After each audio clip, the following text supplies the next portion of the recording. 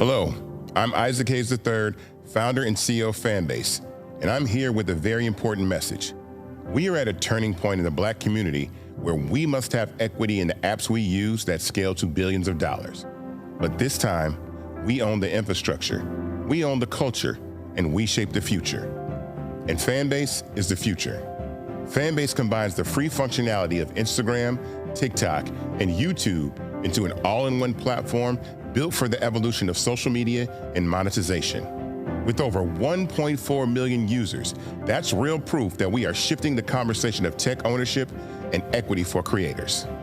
So right now, I want you to go to startengine.com/fanbase and invest today. The minimum to invest is $399. That gets you 60 shares of stock in Fanbase at $665 a share.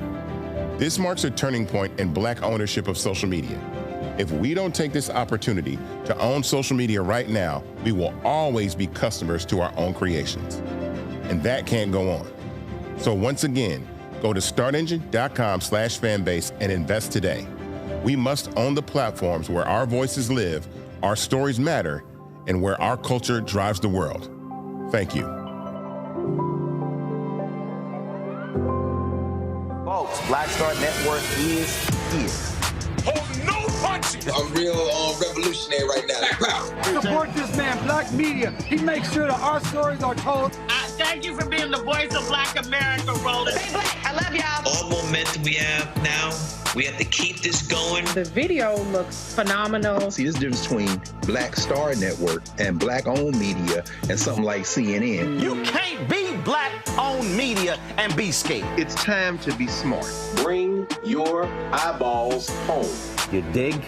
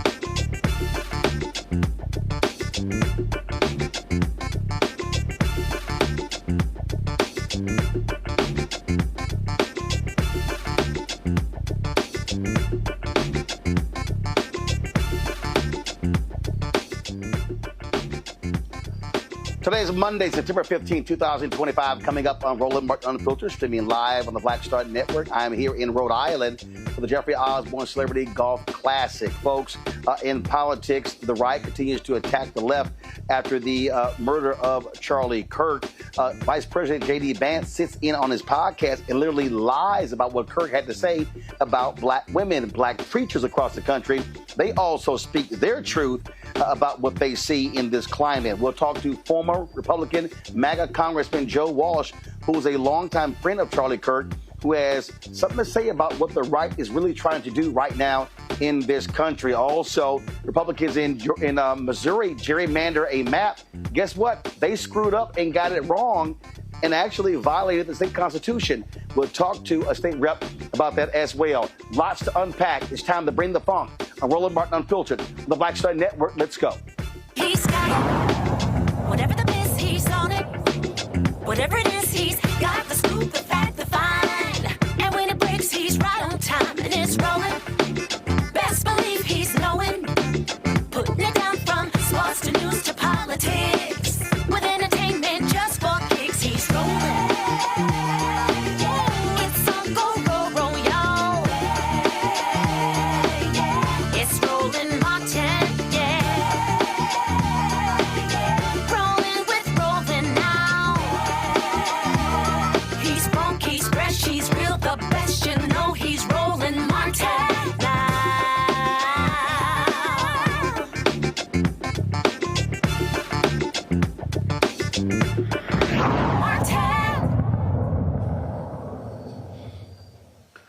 Folks, over the weekend, we have seen a whole lot of drama, lots of replaying or reimagining various things that Charlie Kirk said. Of course, he is the right-wing provocateur, co-founder of Turning Point USA, who was gunned down while speaking in Utah late last week.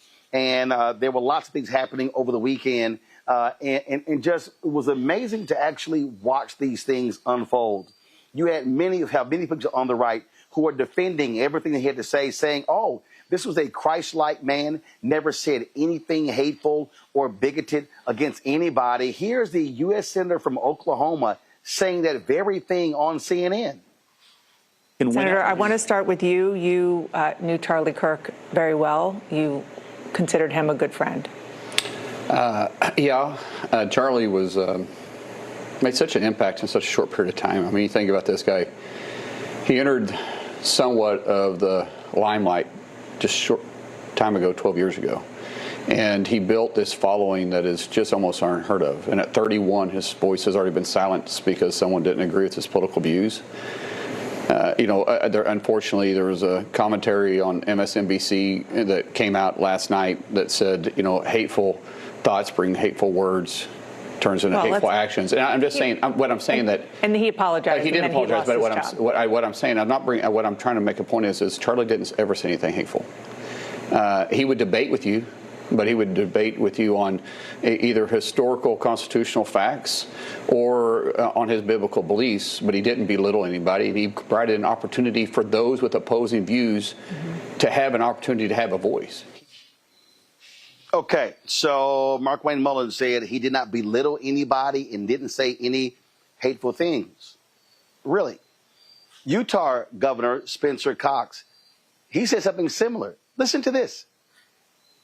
I'm not saying we have to just sing Kumbaya and hold hands. What I'm saying is we actually should disagree. I think Charlie represented that better than anyone. Charlie said some very inflammatory things, and in some corners of the web, that's all people have heard. But he also said some other things about forgiveness.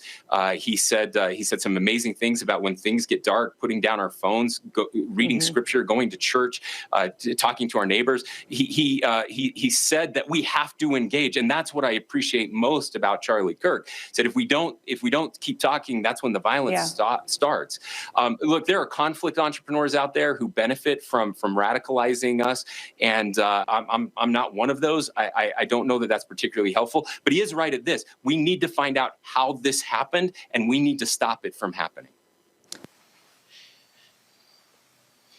Wow. Really, it's a lot more we're going to play for you, including what Vice President J.D. Vance had to say today.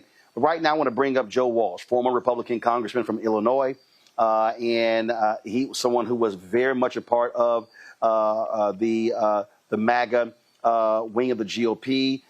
He knew Charlie Kirk as well. Joe, glad to have you here. I saw a lot of your commentary over the weekend. And Joe, the revisionist history is stunning. You knew a lot of the stuff that he said. You've heard it. For Mullen, for Cox, and for so many others, to say Charlie Kirk never belittled anybody, Charlie Kirk didn't use hateful rhetoric, he didn't use any racist rhetoric.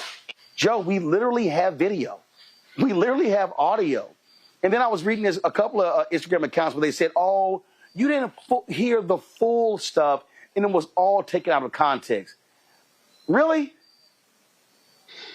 Hey, look, Roland, good to be with you. I knew Charlie well. Let's be clear, and I wish he were alive, right? Murder's horrible. Political violence is horrible. Charlie was a Christian nationalist. He was a white Christian nationalist. Of course he was divisive. Of course he was provocative.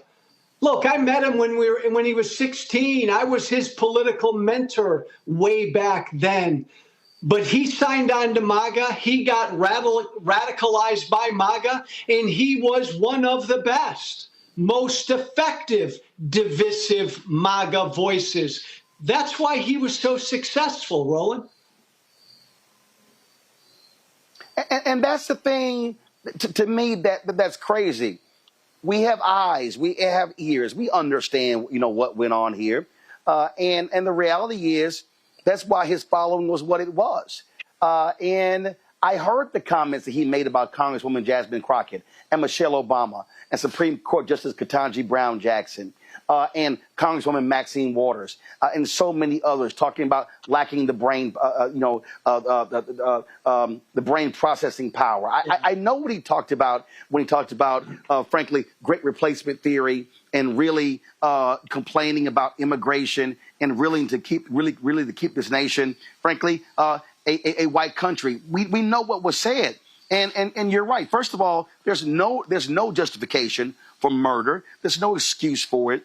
But what you have is this creation right now of martyrdom. That, oh, how dare anyone say any of these things, and how dare you speak that? And here's what just amazes me: the very people who say he was a free speech champion now don't want others to have free speech in criticizing what he and others have had to say. Roland, this is scary. And you and I are old enough, man, to remember huge figures in American history who were gunned down, struck down, military leaders, civil rights leaders. We are treating this 31-year-old podcaster, MAGA influencer, like he's Jesus Christ. So I come from the right. Why are my old colleagues and friends on the right doing this, Roland? Because the right wants a religious war. Let's just call it. They want a civil war. They want a holy war. That's why they're putting him up to be some Jesus-like martyr. Absolutely. I mean, Glenn Beck literally came out and said he was a civil rights leader. Oh, my God, stop it. Stop it. I've seen people say, I've seen a lot of these videos, I'm leaving my church because my pastor did not mention him. This was a Christian warrior. And let's just be clear. You said it, white Christian nationalists. It's slaveholder religion.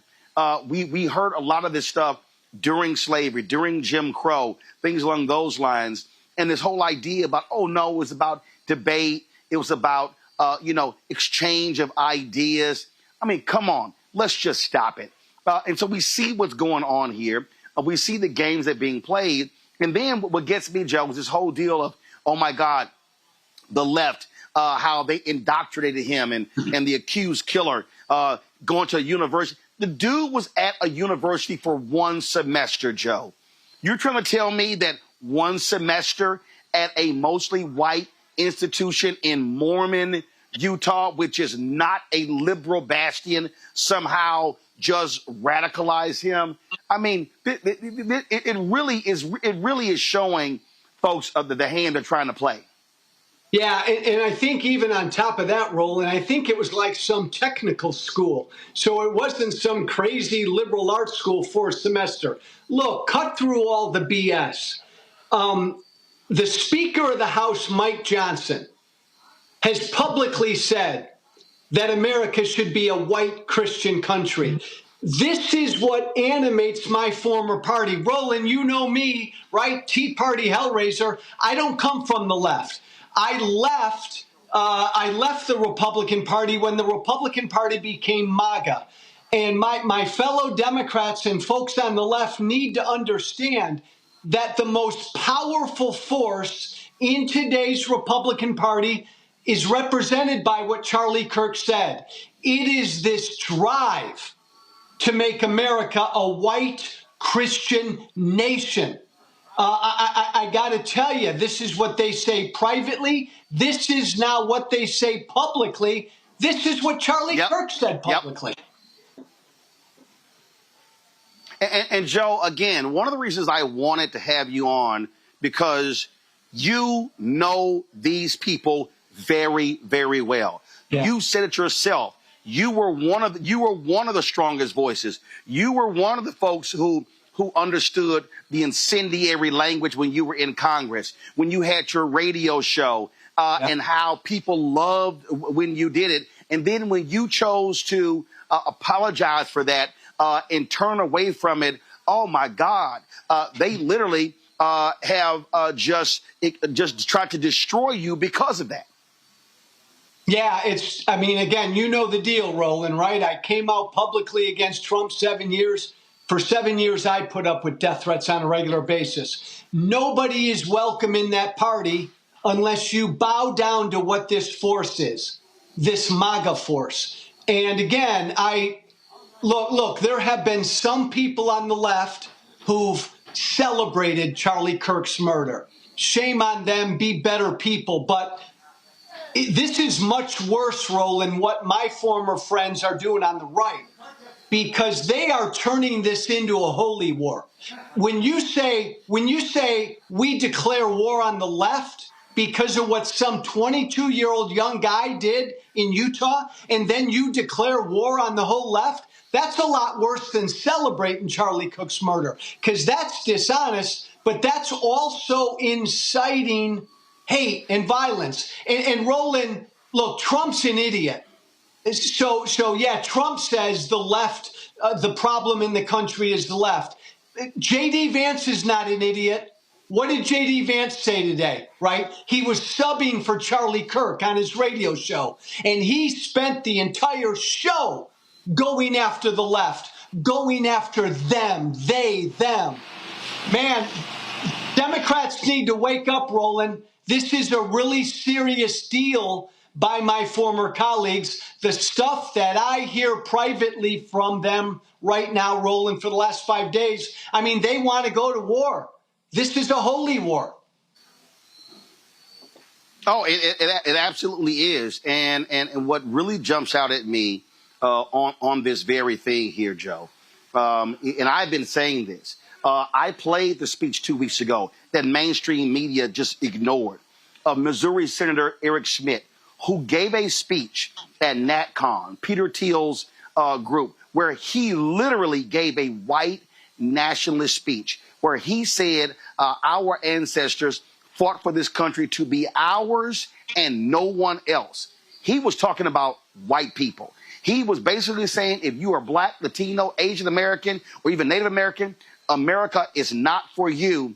And folks just ignored it. And so people need to understand, again, what they're saying, why they're saying it. And yes, there are many evangelicals, any very conservative white Christians who are pushing this as well. And you nailed it. They want a holy war. They want a race war. They want this to be a white country. It is clear as day.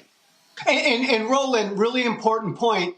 Charlie Kirk at only 31, the impact he had because he was one of the most successful pushers of this white Christian nationalistic idea. And so I think that's why all of his defenders are out there so strenuously denying he said anything divisive, because they know if you really go through Charlie Kirk's public record, everything he said about people of color and Black women and Muslims and gays and transgenders, if people took the time to go through all of that, and that was put out for average people to see, they'd be blown away by it. That's why his defenders are like supercharged right now. They don't want that record to be seen. Today, you mentioned, and I mentioned as well, Vice President J.D. Vance sitting in to do his show. And listen to this man just blatantly lie, Joe. Play it. I read a story in The Nation magazine about my dear friend Charlie Kirk. Now, The Nation isn't a fringe blog. It's a well-funded, well-respected magazine whose publishing history goes back to the American Civil War. George Soros's Open Society Foundation funds this magazine, as does the Ford Foundation and many other wealthy titans of the American progressive movement. The writer accuses Charlie of saying, and I quote, "Black women do not have brain processing power to be taken seriously." But if you go and watch the clip, the very clip she links to, you realize he never said anything like that. He never uttered those words. He made an argument against affirmative action as a policy. He criticized a specific Supreme Court justice as an individual. He never said anything about Black women as a group. He made an argument for judging people of all races and backgrounds by their own individual merits. Bullshit. Okay, Joe, this is actually what he said. No, Roland, that's utter bullshit. In fact, you know, if we would have said 3 weeks ago, Blake, if we would have said that Joy Reid and Michelle Obama and Sheila Jackson Lee and Ketanji Brown Jackson were affirmative action picks, we would have been called the racist. But now they're coming out and they're saying it for us. They're coming out and they're saying, I'm only here because of affirmative action. Yeah, we know. You do not have the brain processing power to otherwise be taken really seriously. You had to go steal a white person's slot to go be taken somewhat seriously. Play cut 52.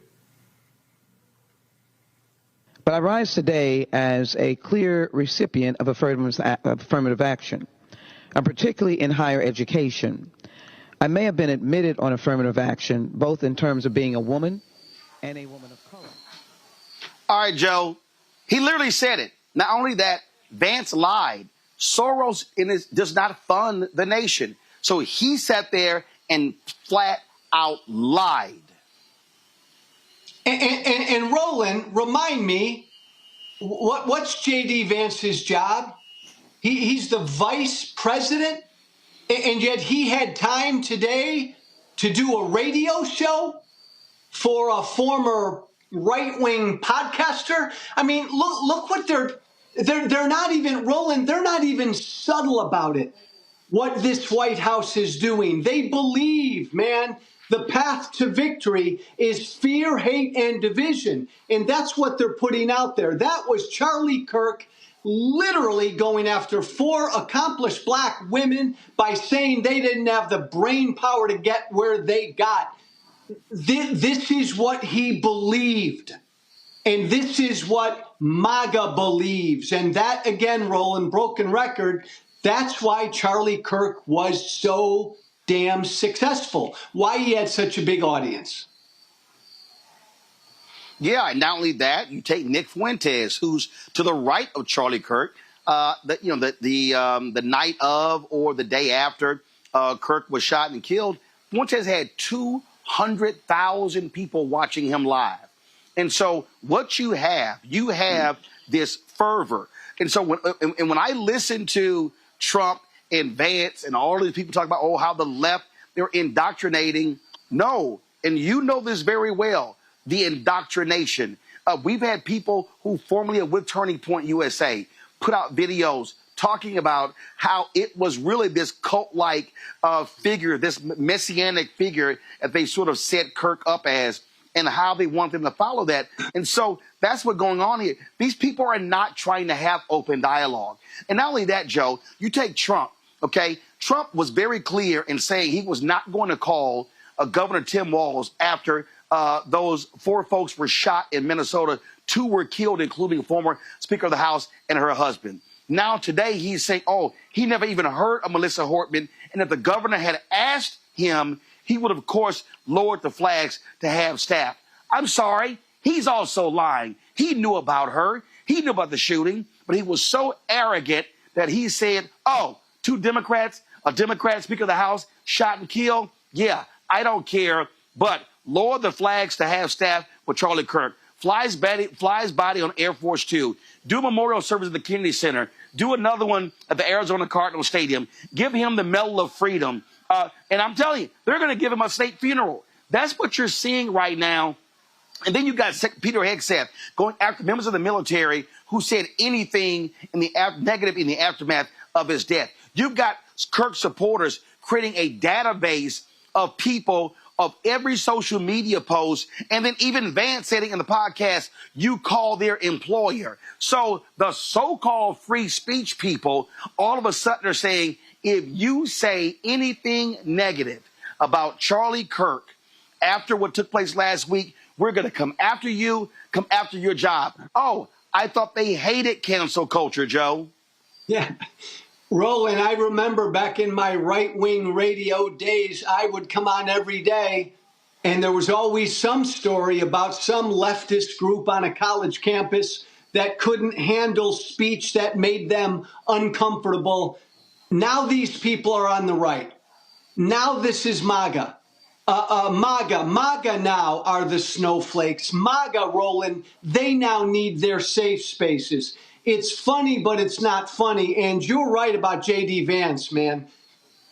He just flat out lied. I mean, the last 30-year history of political violence in this country, the vast majority of it is right-wing. It always has been. And they put out this lie that it's only on the left. It's not even, Roland, a both sides problem between the left and the right. There is political violence on the left, but the vast majority is on the right, and they know that, and they're lying because they're trying to inflame their base. And Roland, I hear from their base every day, and let me tell you something, they are inflamed. I mean, they are ready to march and grab their you-know-what. This is a scary time. It is, and folks need to understand what is certainly at stake. Joe Walsh, I appreciate you joining us on the show. Thank you very much for your insight. Thanks, man. Folks, going to a break. We come back. Black preachers respond from the pulpit. You're watching Roland Martin Unfiltered right here on the Black Star Network. Black Star Network, what's happening? It's your man, Kim. And look, my new single, Rock With Me, is on fire. We debuted as the #1 most added and greatest gainer at R&B radio. So look, I want you to go check it out at musicbykim.com. Listen to it, download it, tell me what you think about it. Also, make sure you sign up to be a part of my community so we can stay connected. At Music by Kim on all social media platforms. Thank you for rocking with me. And keep love on the one. 'Cause I want you to rock with me. We live in a strange world till the darkness falls forever. Baby, let's be the dawn. When it feels like it's taking me over, you're making me stronger, my sweet love. Now streaming on the Black Star Network. I have name recognition, but I tour more than any rapper. And it's a lot of overseas stuff. And it's like I'm going all over I've been to 80 countries in my lifetime. And sometimes I'll do interviews with people and they be like, so what you been doing? Like, what you been doing? You know what I'm saying? Like, I just came back from Belgium and Brazil and South Africa. What you been doing? Right.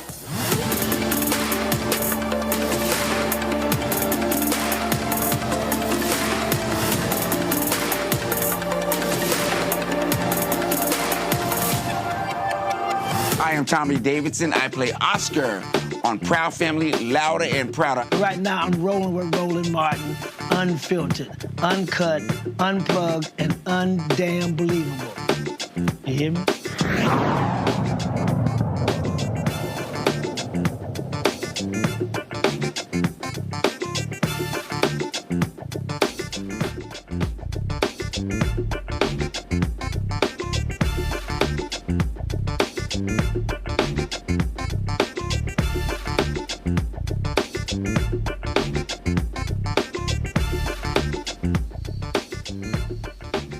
Black preachers from across the country certainly were not holding back from the pulpit on Sunday. Here's a few of what some of them had to say. We're going to start with Pastor Jamal Bryant, New Birth Missionary Baptist Church in Atlanta. I'm concerned about all of these Negro preachers who've been, in fact, talking about that this man that was killed was the answer to Christ in the earth. Y'all ain't saying nothing. They having moments of silence in black churches all over the country over a man that was racist and a white supremacist. How dare you compare him to Martin Luther King? The only thing that Charlie Chris and Martin Luther King got in common is both of them was killed by a white man. After that, they got nothing else in common. In the name of Jesus, I pray that you'll perform a miracle in this country.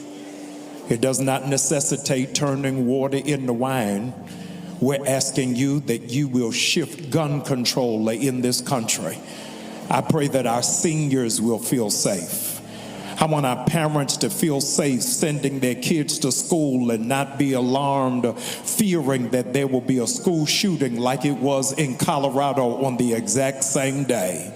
I pray, dear Lord, that there will be a peace that passes all understanding. I pray that you will disarm the adversary. Now, God, I pray that you will strengthen us so that we can fight in the spirit realm, that we'll be able to pull down every stronghold, that we'll be able to lean on you for areas that we do not understand. Thank you that this shift, this revival will take place not by might, not by power, but only by your spirit. And God, we're saying to you today publicly, you can use us as healing virtue for this land. Thank you, dear Lord, because you already gave us the remedy. If my people who are called by my name will humble themselves, seek my face, turn from their wicked ways, you'll hear from heaven. God, heal America today. Folks, Reverend Dr. Marcus Cosby, Wheeler Avenue Baptist Church in Houston. Last week in Denver was the 47th school shooting this year. And we got to be careful and we don't lose our song and get so comfortable with the hell battle that's raging in our streets. We still got to be conscious that there's some things happening in this world that are trying to rob us of our song. I really despise the way that Kirk was killed last week. I despise the way he was killed. Shouldn't have gone down like that. But political violence ain't nothing new to this nation. Now, let's be clear. Let's be clear. They killed our ancestors over political violence. That was political violence right there. Knees on necks, that's political violence right there. Shooting you down for having some Skittles and a drink, that's political violence right there. Let's be clear, this ain't new. This ain't new. And I want them to be just as concerned about Kirk, and be just as concerned about Trayvon as they were about Kirk, and just as concerned about my brother that just got shot last night as they were about the brother that got shot a couple days ago. And while I'm on that, can I go a little farther? You and I need to be very careful. All of us need to be careful of the public positions that we take. Be very careful. Mr. Kirk said for years that sometimes there in schools there has to be some live sacrifice to protect the Second Amendment. I'm not making it up. Some lives have to be taken to protect the Second Amendment. Got to be careful of the positions you take, because they might just come back and take you. I am not applauding his death. That boy should not have died. His children got to be raised without a father. His wife has to deal with living without her husband. It should not have gone down like that. But the Bible says if you live by the sword,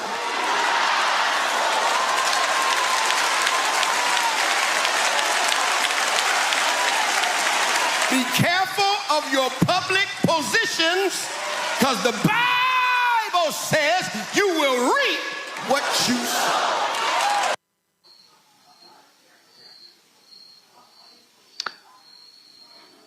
Folks, Pastor Rudy McKissick also spoke. He's a senior pastor of the Bethel Church in Jacksonville, Florida.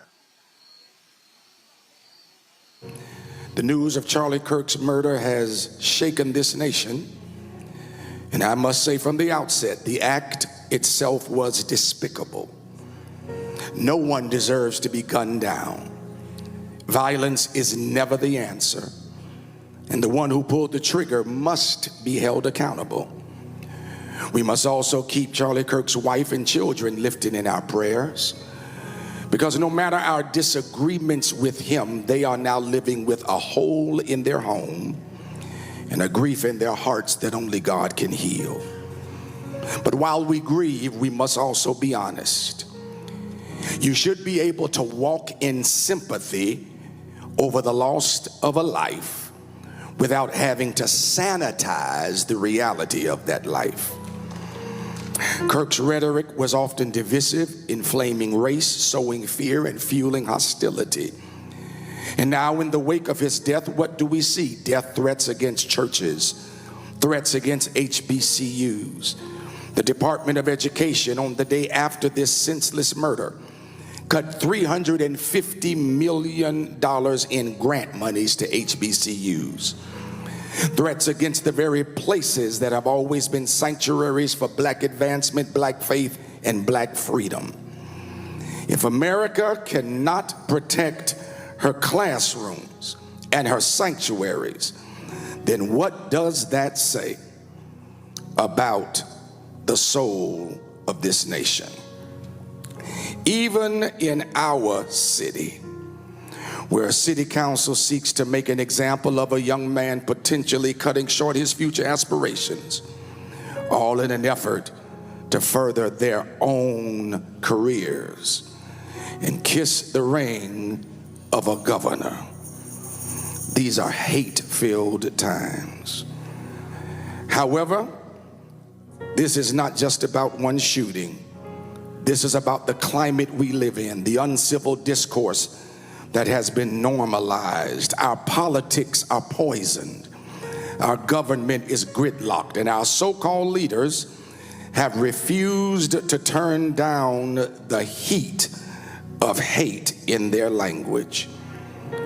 When leaders speak with venom, the people listen with violence.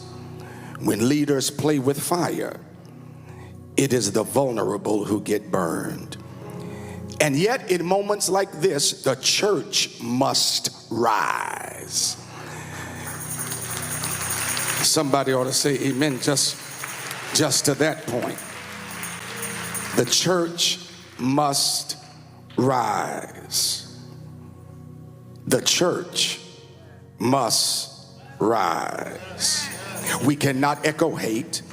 We cannot mirror the vitriol. We must be the example of another way. We must govern our tongues with grace and govern our lives with love. And at the same time, we must still be about liberation. We cannot let threats silence us. We cannot let the climate marginalize us. Our ancestors built faith and freedom in the face of slavery and segregation. Surely, we can stand for liberation in the face of tweets and tirades. So today, as your bishop, I call on us to pray for the Kirk family. Let us grieve the tragedy, but let us also be clear-eyed about the times we are living in. The racism that has been unleashed, the division that has been amplified, the threats that have been aimed at our institutions, these are all reminders that the Church of the Living God has work to do. We are called to be salt and light. We are called to speak truth with courage, but also with civility. We are called to fight for liberation, not just for ourselves, but for the generations to come. Church, let us not be silent. Let us not be bitter. Let us not be hateful. Let us not be marginalized. Let us be who God called us to be. The living, breathing, liberating example of what love and justice looks like in a nation that's on fire. Folks, Pastor Howard John Wesley, Alfred Street Baptist Church in Alexandria, Virginia, man, he really brought it home. And this clip here has gone viral. I am overwhelmed daily with the lies and the false narrative of white supremacy that caters to white guilt and forces me to prove my black excellence every day of my life.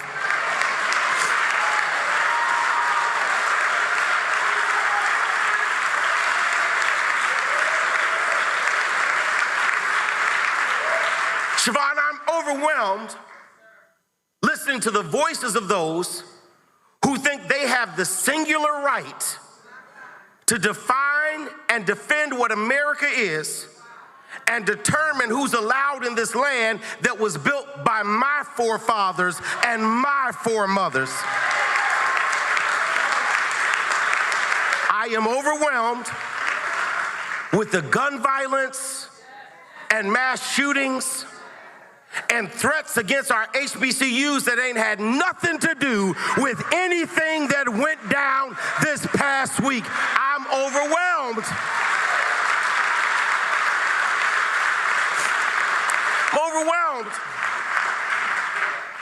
to see that this bill allocates $75 billion to the policing and the detention of undocumented persons while cutting Medicaid, Medicare, Social Security, food assistance programs, and 300,000 black women have lost their jobs under this administration. I am overwhelmed.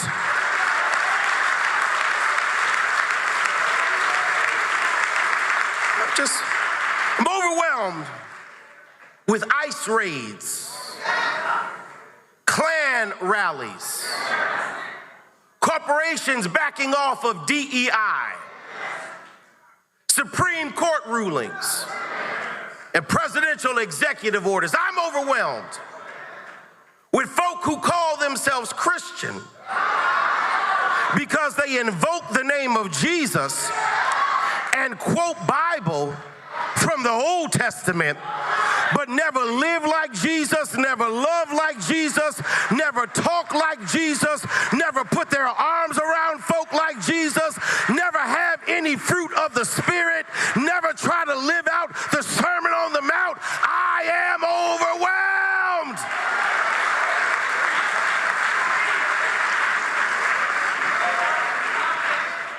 And I don't celebrate anyone's murder.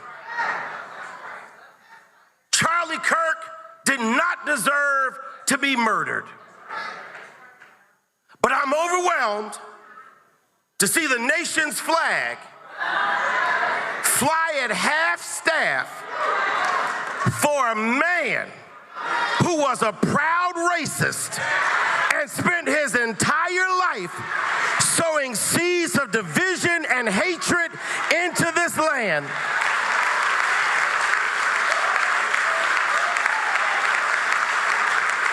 And then these hypocrites with selective rage who are mad about Charlie Kirk but didn't say anything about Melissa Hortman and her husband when they were gunned down in their living room.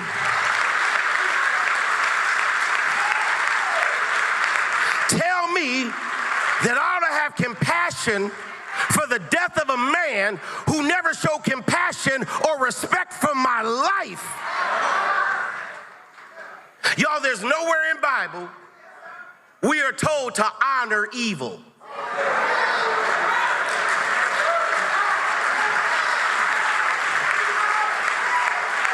And I know I'm gonna get in trouble for this, but how you died does not redeem how you lived.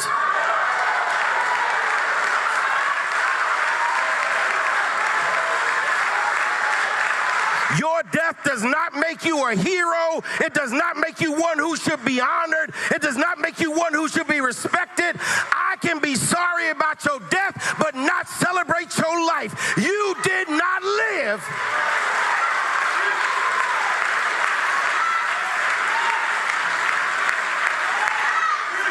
And I'm overwhelmed. It's tiring being black in America. It's exhausting defending your existence everywhere you go. It's an assault on my identity to keep seeing this nonsense in our nation, and I am overwhelmed. Folks, let's go to our panel. We got a whole lot we need to unpack. I'm Congo Debinga Senior, professorial lecturer, International School of Service, American University out of D.C. Renita Shannon, former Georgia State Representative out of Georgia, out of Atlanta, A. Scott Bolton, who's an attorney out of Washington, D.C., former leader of National Bar Association, PAC as well. Glad to have all three of y'all here. Scott, I'll start with you. Hale, no question. Just where do you want to go? You got what Joe Walsh had to say. He said they want a race war. This is about white Christian nationalism. You heard the black preacher's response. We'll do this here after we do this here. We're gonna go to break. We're gonna play what Bishop William Barber had to say. Y'all get that ready. But Scott, go ahead. Take it away. Well, as I listened to Joe Walsh, a former MAGA person, he got some redeeming to do himself. But when I listened to the preachers, and I'm thinking about the first hour of your show, I kept thinking about how do we protect ourselves?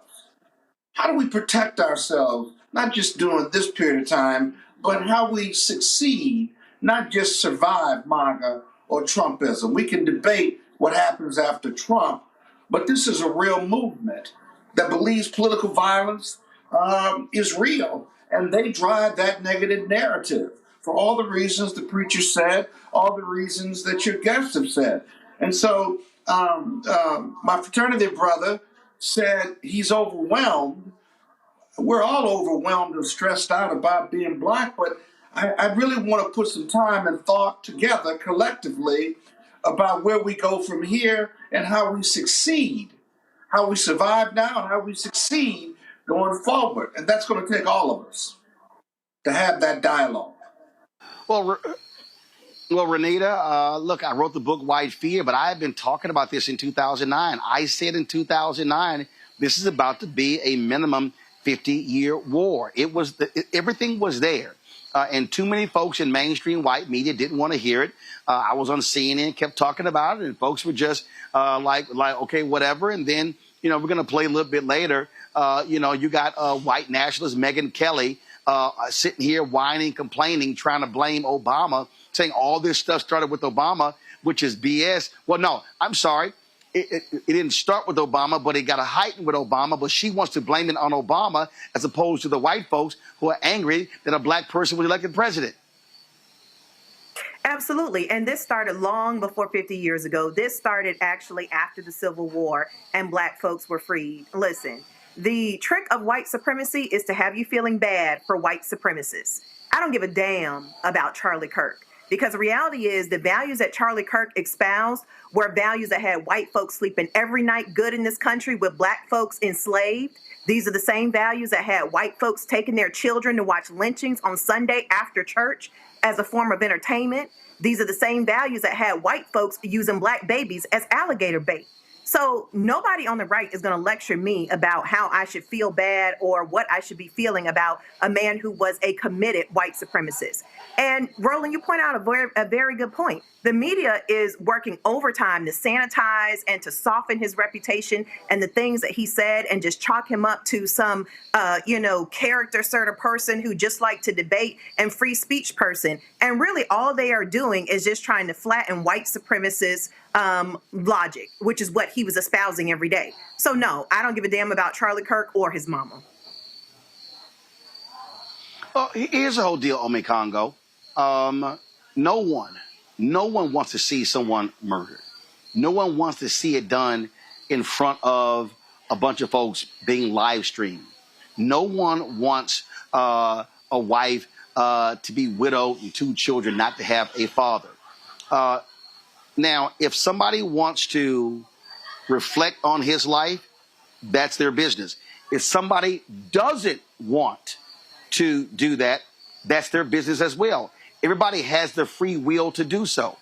But for folks on the right to say, you can't say anything, you can't criticize what he said and what he did, we're going to go after jobs. They have literally established a database of Ome Congo on perusing social media and going through every social media platforms looking for critical comments about Charlie Kirk after he was shot and killed and saying they're going to hunt those folks down, call their jobs, get them kicked, get them fired, get them kicked out of school, have all sort of repercussions. J.D. Vance literally gave them permission to do it as well, but they claim they love free speech and they don't like cancel culture. Yeah, absolutely. Their philosophy is basically freedom of speech for thee, but not for me. And even adding to what you said just now, Stephen Miller talking about, he's like, I don't care what it takes, whether it's RICO, we're going to figure out something under Trump to take your money, take your liberty, take everything that you have, because we're going to shut you down. And one of the challenges I have, Roland, just like you just did with Joe, like how you instantly played Charlie Kirk's, actual words. The fact that these media outlets are, and kind of going off Renita's point as well, are just letting these guys get away with what they're saying. And not only are they being silent, not only are they not challenging them, but sometimes you could hear, even with Dana Bash in that instance, you could hear them say, or, just kind of agreeing with them. And that's part of the problem as well. They played Trump's thing from Fox and Friends when he was like, oh, I don't care about bringing people together. They played that for Spencer Cox. And he said, what do you think about that, Cox? Well, Trump's angry. Then they played Steve Bannon and what he said. Well, Steve Bannon's angry. So what? So you're just going to excuse that? The way that they're giving these guys a pass, the way that nobody's bringing up the fact that Spencer Cox made a racist statements about how he thought hoped it was somebody from another town or from another country, maybe a quote unquote illegal alien. The way that the media is giving them a pass, they are helping boost Charlie Kirk as well as give this MAGA movement a reason to continue the war that you and Walsh started with this night. And that's why what we're doing here is so important, because we have to correct the record, just like those pastors are correcting the record as well, because these guys, they do want war. They don't believe in free speech, and they never have, and they never will. But the way that these journalists don't hold them accountable is one of the reasons this continues to fester in the way that it does. And they need to be called out too. Absolutely. We're going to go to break, and we're going to, of course, talk about Brian Kilmeade, who literally said on Fox News that the homeless should be murdered. I thought they were pro-life. He apologized, but it was weak as hell. Megyn Kelly did her latest white woman rant. But coming up next, we're going to talk about what Republicans in Missouri did by gerrymandering, this racist gerrymander of the lines, how they likely broke the state constitution. You're watching Roland Martin Unfiltered on the Black Star Network. Support the work that we do. Join our Brina Funk fan club. Your dollars are critically important for the work that we do. So please support us in our effort to raise $1 million by the end of the year. Use the Stripe QR code for Cash App. You see it right here. PayPal's R Martin Unfiltered. Venmo's RM Unfiltered. Zelle, Roland at RolandSMartin.com. Roland at RolandMartinUnfiltered.com. Of course, checks and money orders make it payable to Roland Martin Unfiltered. P.O. Box 57196, Washington, D.C. 2003 7-0196. Back in a moment. Dr. Greg Carr, and coming up on The Next Black Table, we're speaking with Dr. Lucius T. Outlaw Jr., master teacher and philosopher. He takes us on his journey to discover and celebrate Black philosophy. From my undergraduate years at Fisk all the way through my PhD, I was never in a philosophy class where I had a professor who was a person of African descent, nor assigned a text written by a person of African descent, ever. How he pushed back at those who said there was no such thing, and got us all thinking about what it means to be Black. That's on The Next Black Table, exclusively on the Black Star Network. Hello, I'm Marissa Mitchell, a news anchor at Fox 5 DC. Hey, what's up? It's Tammy Roman, and you are watching Roland Martin Unfiltered.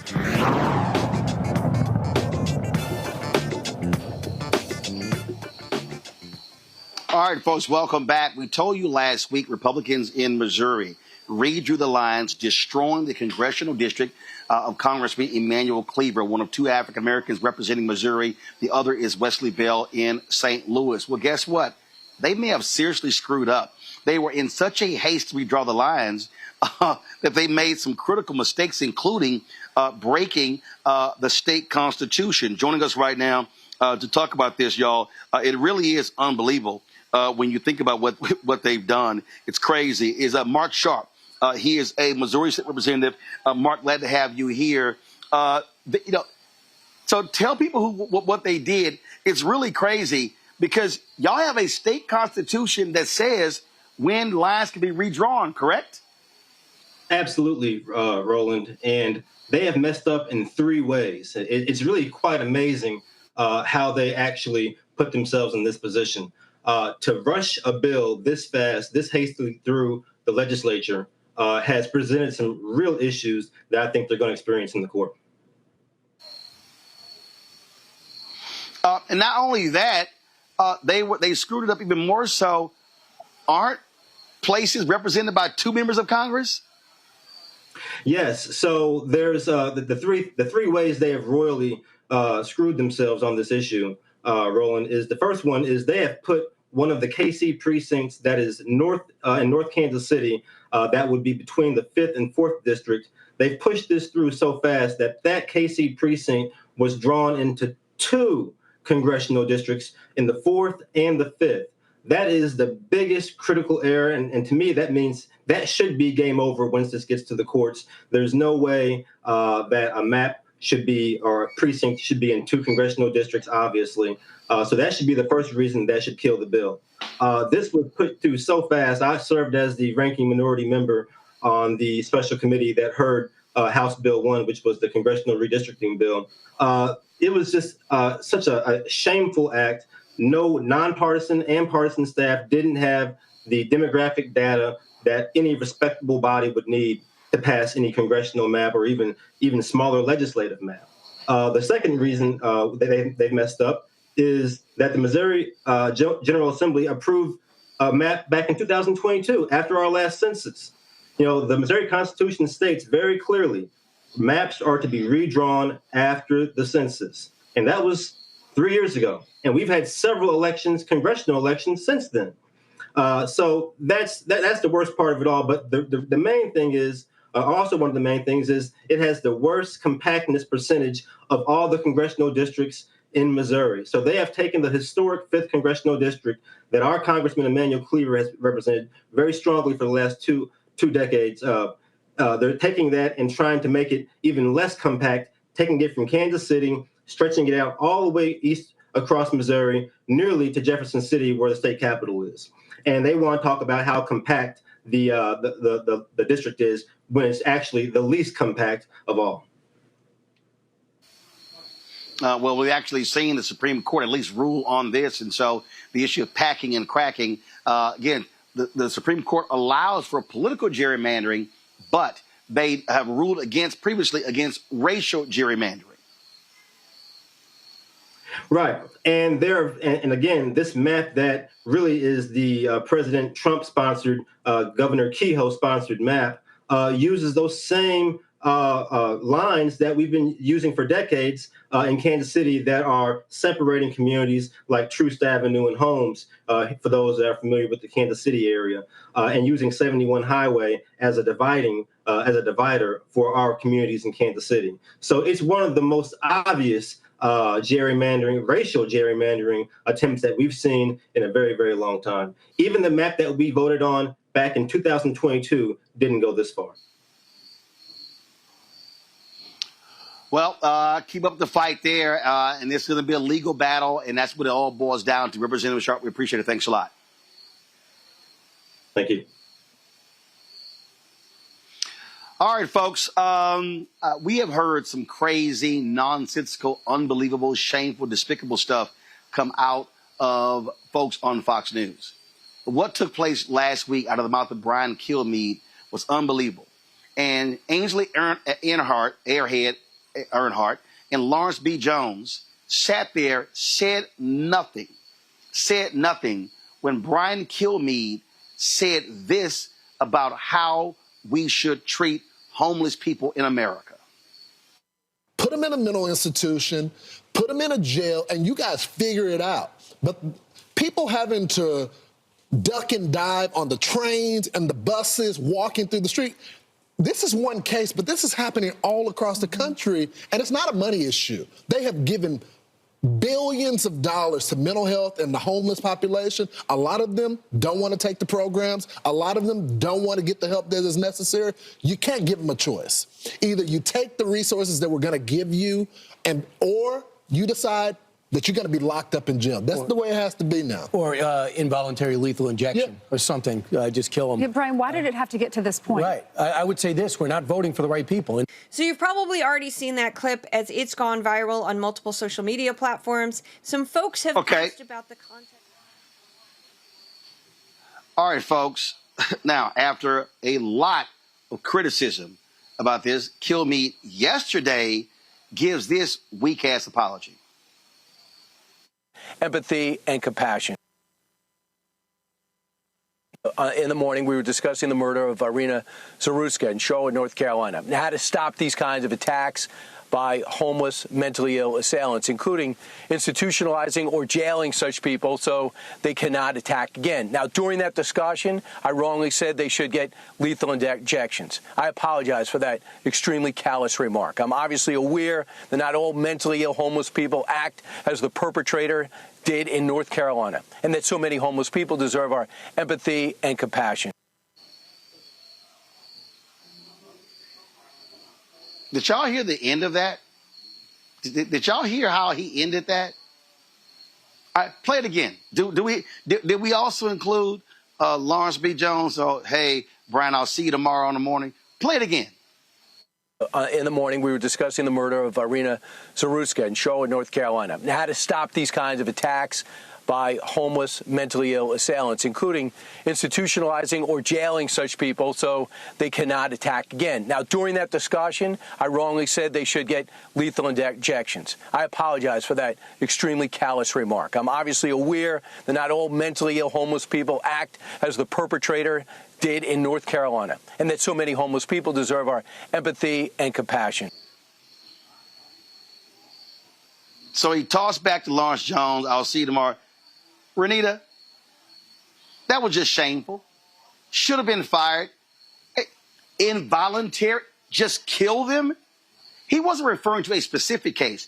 He was saying kill all homeless people in America. Wow, way to go, pro-life Fox News. Well, not only that, and that's why I say I will not be lectured about how I felt about Charlie Kirk and my comments about Charlie Kirk by the right, because these people are the true people who are very much interested in violence is always the answer. We can always say that, violence is not the answer, but for them, it's always the answer. And he demonstrated that by saying that. Brian should be fired. There's a petition going around to get him fired. I hope that it succeeds, because think about what he's saying. He's basically saying that whether or not you should be allowed to live, it should be determined on what is a temporary status. People who are unsheltered become unsheltered. They haven't been unsheltered their entire life. So you're telling me that when they had shelter at some point in their life, they were worthy of being able to live. But the moment they become unsheltered, now they need the death penalty from the state. I mean, it's completely ridiculous. Not to mention that this country used to have better supports for people who needed mental health treatment, and also folks who are unsheltered, in the way of there were more mental health hospitals that existed. And it was the Republicans over the last decades who defunded those services. Those are the services now and the types of resources now that they just call socialism. And Trump is doing everything that he can to continue to cut services. So what do you expect? Congo? Well, kind of going off what I said in the last segment, his colleagues, they just sit there and they're like, yeah, no challenge, no pushback. This is what happens. And you go back to what Jesse Waters was saying last week. This is what happens when you give this so-called news network the ability for people to just run wild and say whatever they want to say. And there's very little repercussions in any way, shape, or form. Like you said, he just said, back to you, Lawrence. And he was like, all right, see you tomorrow. They're callous and they're hateful. And the language that comes from them, I mean, this is Hitler-esque language. I mean, he was talking about going after the undesirables. That's what homeless people are in many of their minds. And at what point do these guys have to start taking real accountability for their actions without having a multi-million-dollar lawsuit? If they think that this is done just because he gave that fake apology, I'm glad the online petitions are circulating. And I'm hoping that more pressure comes, because this is the same type of mindset that leads to homeless people being attacked on the street because they feel like it's justified, undocumented folks being attacked on the street, and anybody who quote unquote looks undocumented. Fox is a propaganda network, and this is part of their propaganda machine. I'm glad Kilmeade got called out on it. There's a lot he should have already been called out on, but I hope that there are greater consequences than just this apology, because this is unacceptable. Scott. This is outrageous and deserves even more analysis. First of all, we keep trying to make out like these are human beings or they have human thoughts. It is inhumane to say what Kilmeade said and what the rest of the Fox hosts said. They don't see people of color or poor people or homeless as human beings. Because if you saw them as human beings, you would never say, I should lock you up and incarcerate you because of your socioeconomic status. But they really believe that. And then when Brian Kilmeade says, kill them, lethal injection and kill them, my goodness, you want to kill another human being because they're homeless or they won't accept help? My God, what have we come to? Now, look at the apology, Roland. What you were really trying to get at, I think, was that he didn't apologize for saying to kill him by lethal injection. He apologized for lacking empathy or for saying that. He didn't say he didn't believe that to be the case. He still believes that. He just shouldn't have said it, and he should have been more empathetic and come up with something else to say. But in his heart of hearts, he still believes that. That's why he should lose his job. That's why he shouldn't be spouting off, because you know what? That crazy MAGA person who's mentally ill, who's watching Fox News, they're out there. They're going to go and start jumping on and killing homeless people or mandating that they be locked up because they're not religious, right, Christian conservatives who make $100,000 a year. That's really what's outrageous about that clip right there. Really outrageous. And nobody's correcting them. Nobody. Well, first of all, Fox News won't do anything. They allow heinous stuff all the time. That's what Suzanne Scott, she's the CEO, does. That's what Rupert Murdoch does, his son Lachlan, who run and own it as well. So they don't care. But I guarantee you, if somebody on CNN or MSNBC had said that, they would have segment after segment after segment degrading them, calling on leadership to do that. And that's what the right does. They do it all the time. Brian Kilmeade is shameful and despicable. And let me also add, so is airhead Ainsley Earnhardt and airhead Lawrence B. Jones, who sat there and who said nothing, who allowed that conversation to continue.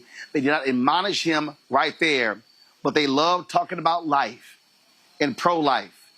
They don't care about folk in the womb. They don't care about folk when they don't care. They are anti-abortion people. They're not pro-life. For you to sit here and say, kill them, involuntary injections, that is murder. That is murder. And shame on Brian Kilmeade, and shame on Suzanne Scott, the CEO of Fox News, and shame on that entire network. But then again, when you pay $787.5 million for lying about the 2020 election because you wanted to kiss Trump's ass, this should be expected. I'm going to go to a short break. When we come back, we're going to show an absolutely racist, ignorant, and stupid comment by Megyn Kelly, which shows exactly the kind of person that she is. A shameful, despicable, racist white woman. You're watching Roland Martin Unfiltered on the Black Star Network. Now streaming on the Black Star Network. I have name recognition, but I tour more than any rapper. And it's a lot of overseas stuff. And it's like I'm going all over I've been to 80 countries in my lifetime. And sometimes I'll do interviews with people and they be like, so what you been doing? Like, what you been doing?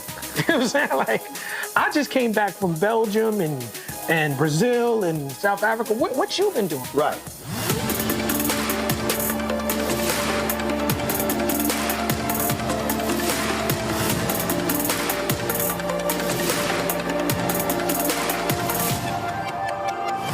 Week on the other side of change. Hurricane Katrina, 20 years later.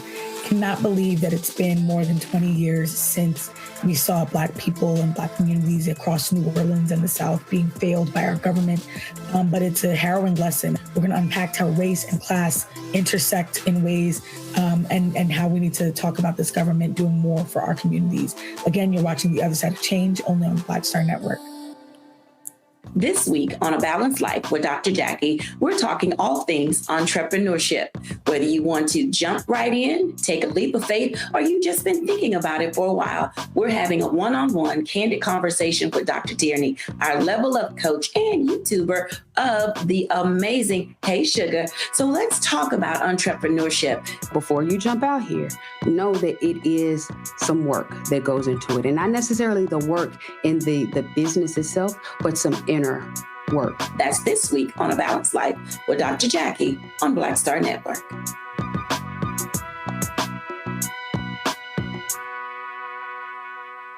I'm Dr. Greg Carr, and coming up on The Next Black Table, we're speaking with Dr. Lucius T. Outlaw Jr., master teacher and philosopher.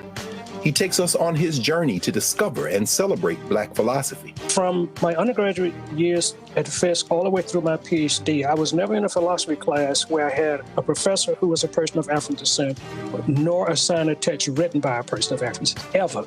How he pushed back at those who said there was no such thing and got us all thinking about what it means to be Black.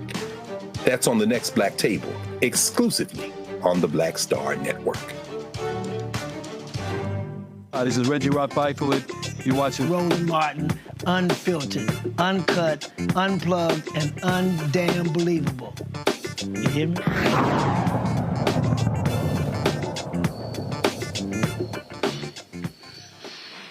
We all know that President Barack Obama, his mere presence, his skin color, drove a lot of people in this country crazy.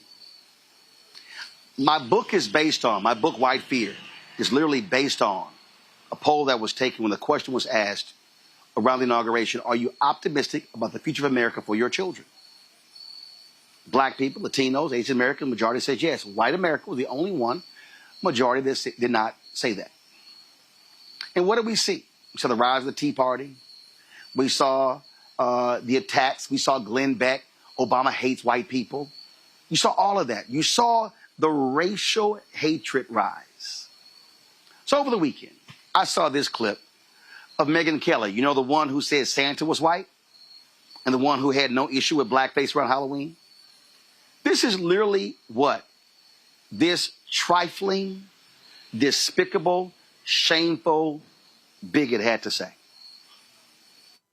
We don't feel like ourselves. We haven't felt like ourselves in a while. And I'm sorry to get political, but I'm just going to be honest. We haven't felt like ourselves since Barack Obama. I just think he was such a slick snake. You know, he was this affable guy who was like wearing good suits and looked the part and sounded the part and dressed the part, but was so divisive in his messaging. The left, they look at you like when you say this, they don't know what you're talking about. It's like, because you don't pay attention to the other half of the country. You only pay attention to your absurd news sources, which spin and spin and spin to protect Democrats, especially if they're named Obama. He's the one who started to inject race where no one had been doing it. He's the one who started to use his pen and the phone to shove things down our throat that we didn't want. He's the one who shoved through an entitlement on our health care and our personal doctor visits that he promised he wouldn't mess with, and then he did, really hurting people, causing massive anger and open lies. He never missed an opportunity to twist the knife on the racial issue. He would do it subtly and in his own way, but it was very clear what he was doing. For the first time, we had a president who weighed in on legal cases before they'd played out. We never did that. That was a taboo that had never been crossed before him. And Donald Trump was the reason Barack Obama, reverse that. Barack Obama was the reason Donald Trump came about, that he was born as a political figure. They say Trump's divisive. He was the antidote. He was the answer to the divisiveness of Barack Obama. And we just haven't felt like ourselves for years now. Oh, we haven't felt like ourselves for years. Why couldn't we just continue having another white president? Why did we as America, why did we have to screw it up? Why did we mess it all up by electing this black man? It was his fault. It was Obama who brought divisiveness, who injected race. Really? Do you really want to talk about presidents injecting race, Megyn? Do we want to talk about Reagan making up, literally making up this welfare queen story? Do we want to talk about Reagan refusing to sign a bill slamming the racist apartheid regime in South Africa and says, I will not sign it. And he got overwritten. Do we really want to talk about Reagan, the attack on affirmative action? Do we really want to talk about President George H.W. Bush and Willie Horton? Do we really want to talk about Lee Atwater, and who said that we don't have to use the N-word, there are other words that we can say? Y'all, there's actually audio of this. Do we want to talk about the racist Richard Nixon and the stuff that he actually said caught on tape? Really, do we want to have that conversation? Do we want to go back to Woodrow Wilson, who actually showed Birth of a Nation in the White House, who reinstated segregation in federal workforce? William Monroe Trotter, the great journalist, was thrown out of the White House because he was challenging this racist bigot. We want to talk about Herbert Hoover, the leader of the Lily White faction, the Republican Party. Do we really want to have that conversation, Megyn? Oh, and then she says, oh, Obama is the reason for Trump. Yes, because Trump came in pressing his white rage buttons. And guess what? People like you, Megan, you know, little Miss Blackface, upstate New York, who said, oh, no, remember what you told me off air? Well, you know, it's like where I grew up. I mean, there was no racism because also there were a few black people, Megan. Oh, you remember that conversation we had off air at NBC? The place where you got fired because you sucked. But see, you want to sit here and, oh, it was Obama who injected race. Really? Obama tried to run from the issue of race. Obama tried to be as mainstream, middle of the road as possible. But his mere skin is what drove y'all crazy. Because y'all woke up and said, damn, I'm sorry. Oh, we're now going to have to actually deal with this thing. See, Obama forced y'all because y'all couldn't run around it because, see, y'all couldn't call him the N-word. See, I heard you like, oh, little slick snake. They talk about his suits. Really? Y'all still trip on the tan suit? Is that what we're doing? See, Megan, we see what you're doing. See, I need everybody listening. I need everybody listening. Why is Megyn Kelly blowing up on digital? Because Megyn Kelly is using the same thing that Charlie Kirk did. She's appealing to white nationalists. She's using the language of whiteness. That's what she's doing. I see, but see, she learned it from the best. She learned it from Roger. She learned it from the guy, Roger Ailes, who built Fox News. Roger Ailes' blueprint was to press the issue of race. We all remember Bill O'Reilly attacking Ludacris, attacking Snoop Dogg. It was attacking the new Black Panthers. It was on and on and on. It was always them attacking race. So we see what Megyn is doing. Megyn has shown her white womanness since she got fired from NBC. Since she tried to pull the wool over folks' covers, try to make it seem like she was an objective journalist, that she wasn't really part of that crazy right-wing, white right cabal at Fox News. But no, Megyn, you show us exactly who you are. We know it. You attack Beyonce. You attack nearly all things black. That's what you do, Megyn. We see what you're doing. It's clear. But the thing that drives y'all crazy, y'all hate. So what is it? You hate where Obama went to college. You hate the law school part. You hate that Michelle went to law school. You hate that she's brilliant. You hate that the success. So that's what it is. See, y'all want your Negroes built a certain way. That's what y'all want, Megyn. And we know that. This ain't black folks' first rodeo. See, Obama tried to remove as much of that as possible. Tried to be as palatable to white folks like you as possible. But see, for y'all still want to go back. See, you know you couldn't call him the N-word. But you tried to use every other thing. Oh, he imposed these things on us. Oh, wow. You mean like the Affordable Care Act, which has dramatically increased the number of Americans who now have health care? Really, Megyn? Y'all trashed Michelle Obama for trying to for people to eat healthy. Now y'all praising RFK Jr., you know, Mr. I took heroin in college, I got a worm in my brain. Now y'all praising him, who's really stealing her program of eating healthier. So we see game. Game recognize game, Megyn. And we see who you are. So you can sit here with your little blonde highlights, and you can get all these little white guys all excited who think you're the cutest thing in the world, and you're not. And you're really not. Flat and narrow. That's who you are. And so that's what you do. And so we know what you're doing. See, Megyn, you just hate black brilliance. You just can't stand it. You can't stand that he got reelected. He sat there and beat straight-laced Mormon dude, Mitt Romney. Y'all can't handle that. And it drives y'all crazy. Governor Wes Moore drives y'all crazy. Governor Deval Patrick drives y'all crazy. I was talking to a black conservative over the weekend who told me point blank that y'all hate Congresswoman Jasmine Crockett because she's effective. Oh, yeah. I was told point blank, y'all hate Jasmine Crockett Because she's effective.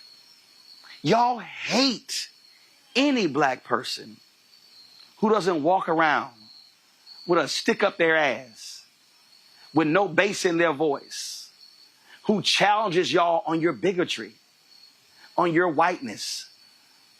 See, y'all didn't even like the fact that the man was a Christian. Y'all called him a Muslim. Yeah, we know what's his name, little Graham boy, the fake preacher. His daddy was a preacher, but he ain't no preacher. Yeah, we know that. And then we know Trump ain't no real Christian. That boy can't even hold the Bible right.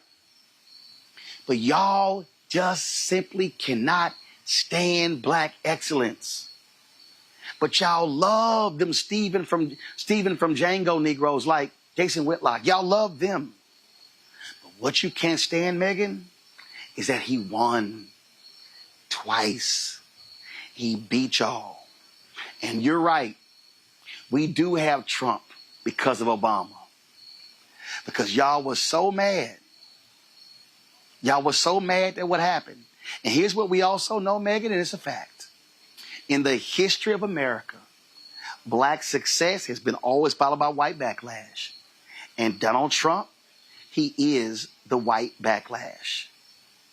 And what drives y'all crazy is black success. So, Megan, I'm going to tell you, I told Richard Spencer when I obliterated him on my TV One show, Megan, you better go work out. You better go pump some iron. You better go do some glute exercises. Because, Megan, we ain't going nowhere. We're not leaving. See, y'all can't do what the abolitionists and the plantation folk did to the folk in Virginia and North Carolina when they shipped them to Liberia. We ain't going nowhere, Megan. We're going to be right here. We're going to be right here on digital media. And when they try to get rid of us in mainstream, we're going to set some other stuff up, Megan. Our businesses are not going anywhere. Our politicians are not going anywhere. Megan, we know y'all trying to defund Black America. We know y'all trying to destroy black institutions, destroy black nonprofits. Y'all trying to destroy the will of our people. But like my girl Lorraine Toussaint told Carmen Ejogo and Selma, we are prepared for this, Megan. The ancestors run through our veins. They prepared us for this. Megan, you ain't no different than all the folk we saw after slavery, doing Reconstruction, during the 92 years of Jim Crow. Megan, you not new. You simply are the latest white woman who can't stand black excellence. Renita, you first. Listen, before I give my comments, I got to say this. Roland, you are crazy because I have never heard anybody say that a person could not even hold the Bible right. I wish you had a Bible so you could show us how to hold it wrong. But that was cracking me up. No, listen, Megyn Kelly is disgusting. And you know what? I specifically hate when white folks talk about how the country is so divided now and how there is so much division. Because what I hear is that you've never listened to the voices of black people or anybody who was not white. There is no universe that you are going to kidnap an entire race of people, bring them from one continent to the United States, and you don't think there's going to be division? There has been division the entire time that this country has existed. And so to me, these people who, wax poetically about, all the division just popped up out of nowhere. It just came about in the last, ever since Obama, is like, these are the people who, number one, are mad that now there are platforms like this where you can actually hear what black folks think about a lot of these issues. They are mad that black people's voices are more now louder than ever, and you can actually hear what different communities are saying. That's what these people are mad about. So yeah, they wanted to go back to a time of where we didn't have the platforms to be able to say how we felt about what was going on in the world, and things were largely silent because that is what for them made them feel like, oh, well, there's not a lot of division in the country. But that was completely false. And so everything that you said about her is is completely true, even down to the fact of how they are the ones who have used race in politics at an expert level and well before anybody else. Think back to George Wallace in the 60s. He ran an entire presidential campaign on segregationist policies. And they chalked it up to, oh, he's just speaking for, low-income workers. I mean, they have had all these fancy ways to just run completely racist campaigns and interject race into politics. Right around the time the Republicans started to lose elections was right at the time where lots of their expert thinkers decided, you know what, we really need to just start using race at the forefront to be able to coalesce our folks together and start winning elections. And it has worked. So she has some gall to bring up anything that President Obama did. Congo? Look, when it comes down to it, they are quick to blame a black woman and Barack Obama, right? In conversations about violence, they're still bringing up Maxine Waters and her saying confront people. They're still bringing up Michelle Obama and her arms and her being divisive. And they're jealous at Ketanji Brown Jackson. And they're jealous, when it comes to the brothers, Obama is number one for them. He is their number one target. He'll be their number one go-to. I mean, this man hasn't been president in so long, but these guys, just like Trump, they cannot operate without a target. They cannot operate with giving you somebody to distract from what they're actually doing or what they're actually saying. And Megyn Kelly demonstrated that perfectly. It's almost as if it's probably as if they want violence to come towards him as well. As long as they can keep pointing a finger away from Trump and his ridiculous policy. Hey, by the way, the economy is still in the shambles if people haven't noticed with all of this other talk on everything else. Hey, the Epstein file still ain't out. Well, let's just blame Obama. This is what they're going to do. This is what they're going to continue to keep doing. Look at what they're doing with Lisa Cook. Letitia James, they continually find black women and now Obama to continue to point the finger at, and it is not going to stop. And we got to continue to call it out and shut it down and expose them for who they are. This is racism playing out. There are other Democratic presidents that they can point to. They can point to Clinton. They can talk about other people, but to sit there and to call this man a snake on top of that, I mean, seriously? Like, we're not just going to sit here and act like this is not a real thing. You want to talk about we were fine till y'all came along because a black man dared to challenge after Reverend Jesse Jackson did, right? And Al Sharpton as well, to be the highest offices in the land, and y'all just can't stand that? Nah, we can't stand the ignorance. We can't stand the hate, and we're not going to tolerate it, Megyn. So just as you put it out there, we're going to put this out there in the algorithms as well to let y'all know that your hate and racism, it ain't flying this time around. Scott, take us home. Skin.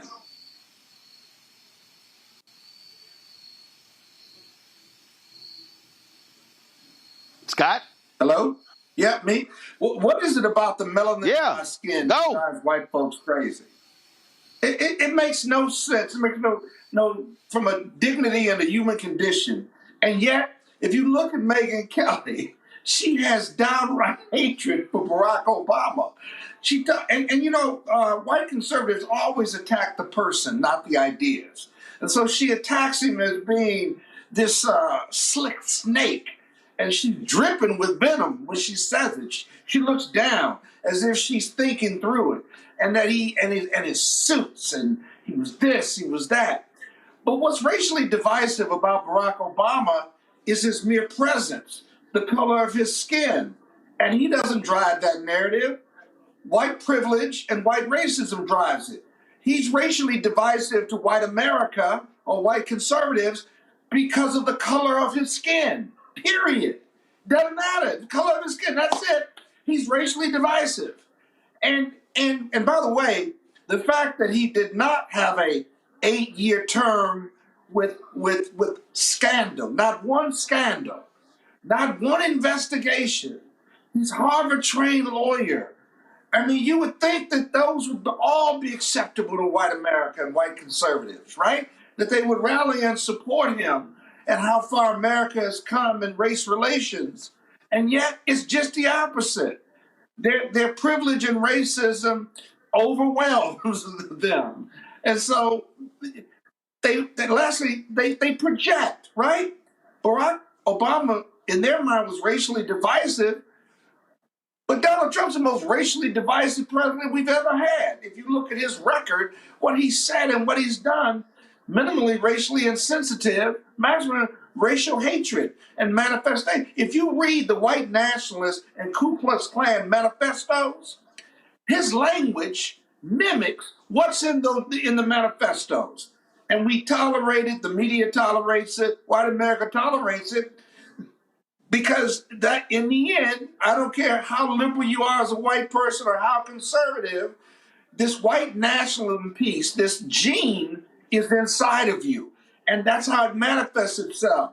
DEI, right? Did you see how the law firms and corporations ran from DEI after the executive order? They couldn't wait to get off the train. Oh, we don't have to do this anymore. He's there. Trump's their savior in this. It wasn't working anyway. It's only got the numbers haven't changed in 40 or 50 years, so they never wanted to do it anyway. And so these are our realities. And by the way, lastly, you can tell them the truth, but they won't accept it because they create their own narrative or truth. They do. So no matter, you can't give an intelligent answer to them because they won't accept it, because they accept lies and their own representations to live in the space that they're in so that they don't have to accept racial equality. Well, bottom line is, Megan, we don't give a damn what you think. We don't give a damn. So we don't care. You can be in your little feelings, and we don't care. We really don't. And I'll tell you right now, we've been here. We've been fighting you fools like you ever since, and we're going to keep fighting. Y'all can't break us down, because you know what, Megan? Not only did we build this, meaning this country, we're also built for this, because y'all could not have endured what we have endured since 1619 and still be standing. Love you, Megan. Be well. Scott, Renita, Omekongo, I appreciate it. Thank you so very much. Folks, I'm here in Rhode Island, the Jeffrey Osborne Celebrity Golf Classic. Of course, the welcome part is going on as we speak, literally right there. We're going to have some great stuff for you. Man, wait till I show y'all. We finished playing golf today, little practice round, and Chris Tucker and Johnny Gill with his group together. And so they were doing a sound check, and then the band was playing My, My, My. And wait till I show y'all Chris Tucker and Johnny Gill singing My, My, My as a duet. Y'all, it's hilarious. So I'm going to have a lot of stuff for y'all tomorrow. We appreciate y'all watching the show. Thanks for all the support. I got to go to work. We got a live auction going on. So, folks, thank you very much. Support the work that we do here at Roland Martin Unfiltered and the Black Star Network. Support our Bring the Funk fan club. You can join right now. Use the Stripe QR code for Cash App. You see it right there on the screen, bottom left. PayPal's R Martin Unfiltered. Venmo's RM Unfiltered. Zelle. Roland at RolandSMartin.com. Roland at RolandMartinUnfiltered.com. Of course, checks and money order. Make them out to Roland Martin Unfiltered, P.O. Box 57196, Washington, D.C. 20037-0196. Of course, download the Black Star Network app. Apple phone, Android phone, Apple TV, Android TV, Roku, Amazon Fire TV, Xbox One, Samsung Smart TV. Be sure to get a copy of my book, White Fear, How the Browning of America is Making White Folks Lose Their Minds. Available bookstores nationwide. Be sure to, of course, support further getting our Roland Martin Unfiltered Black Star Network swag. You can get that by going to shopblackstarnetwork.com. Shopblackstarnetwork.com, including our shirt, Black-Owned Media Matters. And so get that shirt as well. And so we appreciate that. If you want to support our Black-owned businesses, please do so. Support them by going to our marketplace at shopblackstarnetwork.com. Give me a shot of the products in the studio, please. So we got these products that are right there on my D. You see all the backpacks, candles, skincare equipment, HBCU shirts, all sorts of products. Folks, you can get them. These are Black-owned companies. You can support them right there by going to shopblackstarnetwork.com, shopblackstarnetwork.com. Also, support the app Fanbase. Download that app. If you want to invest in Fanbase, simply go to startengine.com/Fanbase, startengine.com/Fanbase. Folks, that's it. I'll see y'all tomorrow right here. Roland Martin Unfiltered on the Black Star Network. Black-owned, unapologetic, and that's the way we roll. Holla!